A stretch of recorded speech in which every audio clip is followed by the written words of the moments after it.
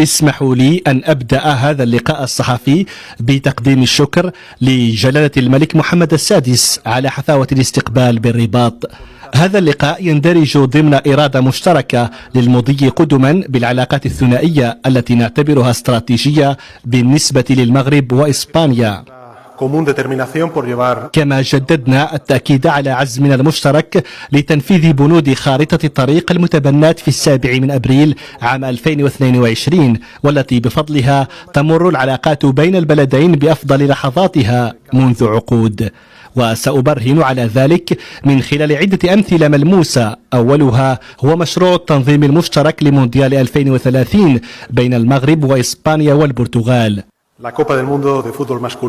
فكأس العالم هو تحد كبير، لكنه في نفس الوقت يمثل فرصة للمضي في مزيد من التقوية لأواصر الصداقة بين البلدان